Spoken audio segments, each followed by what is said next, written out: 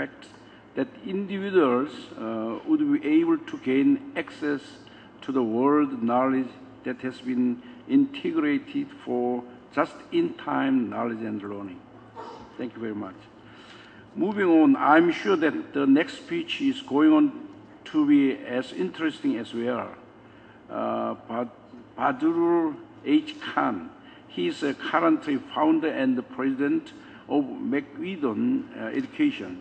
Khan is past president of the International Division of the Association for Educational and Communication Technology, and also served as a consultant and advisor to education projects at the World Bank, Asian Development Bank, U.S. Department of Education and Defense, Ministry of Education in several countries, and academic organizations in the U.S. and abroad. He is going to speak about education through the new technology. In his presentation, a global framework for learning will be introduced to examine the capabilities of various attributes web technology conducive to learning. Here is Badrul Khan, please.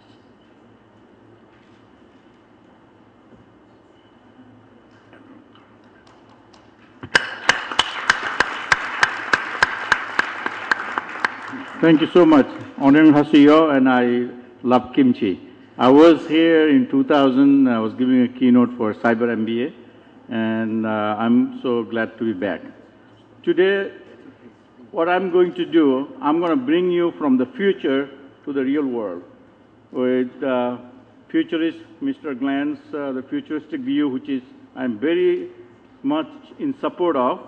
I'm going to bring you to a framework which is basically a very common sense making framework, and I call it Global Education Framework. And we have to prepare our workforce for the future. We just can't do the business the way we're doing or we have been doing. You know, the Web 2.0 technologies, blogs, virtual reality, wikis, Wikipedia, all these new innovative technologies coming to us. They should be considered as a blessing, but you need to know how to use them. But then comes to Web 3.0 technology, semantic webs. So as you go along into the technological innovations, you will see new and newer technologies will come to you, and it's you whether you can use it or not.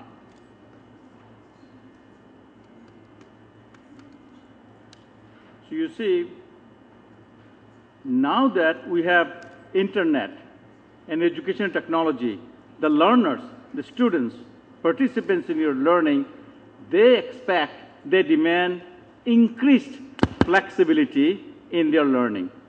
They want to have saying what they want to learn, how they want to learn, where they want to learn, what they want to learn. Do you all follow me what I'm saying? Because you are in the world of customer satisfaction world. And this customers-oriented world, you have to satisfy the needs of your customer. When you're at the university, that's your students. When the corporate world is your employees.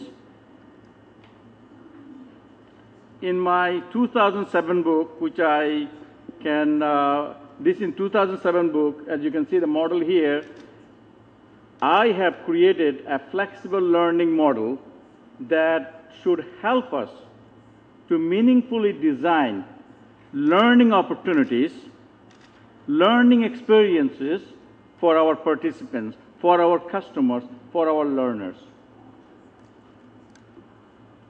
So today, within the scope of very limited time that we have, I will try to make it very clear to you how this model is started and how can you use it.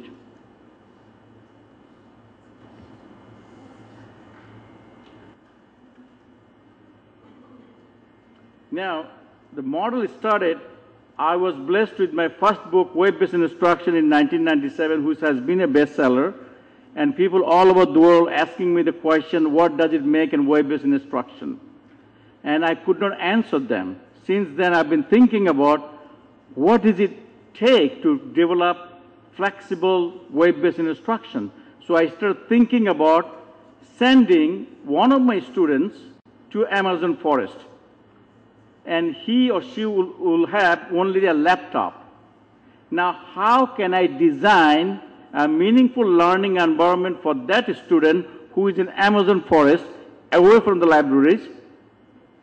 That made me think about many, many issues. One of the issues, well, there are many issues, so I put all these issues together to create this octagonal framework.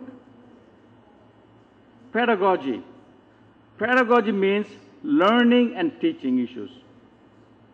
Instructional design. Content design.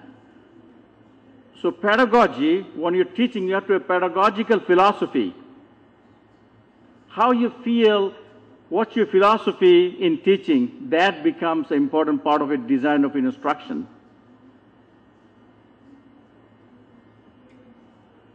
Technological. How about the hardware, software, infrastructure? You are trying to offer an online course. Do you know how your students, your customers are connected to the internet? What is the infrastructure? What are the hardware and software they have to think about? What are you trying to do? You put the learner, your customer, at the center of the model and ask these questions.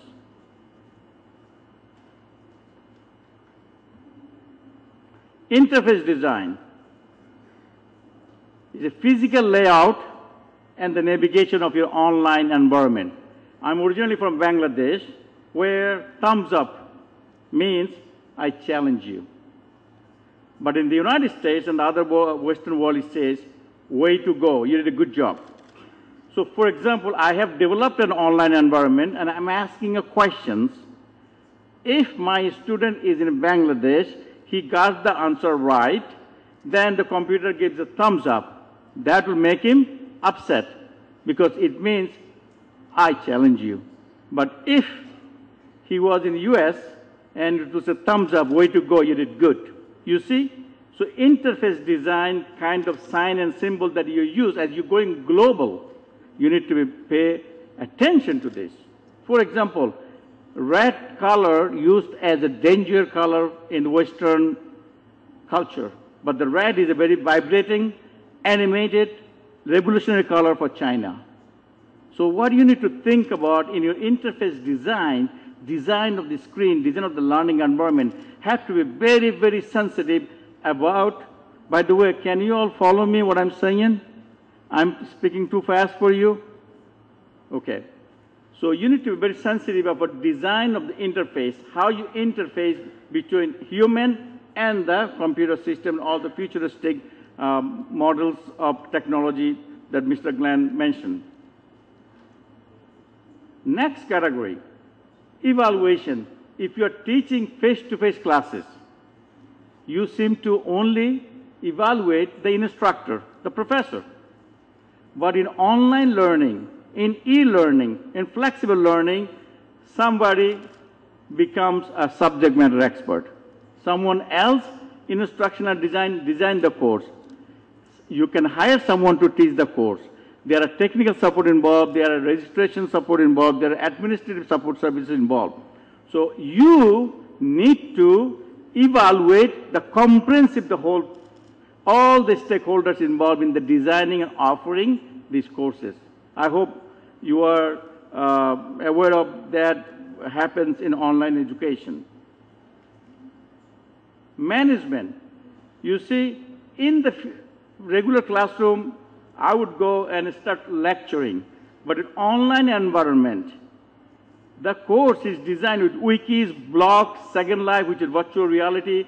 You have so many different kind of Web 2 technologies. Who is going to maintain, update, so that the students are getting the most up-to-date information? So management of these Web 2 technologies, e-learning materials play a major role for whoever developing the online learning. Resource support. If you're offering a course online,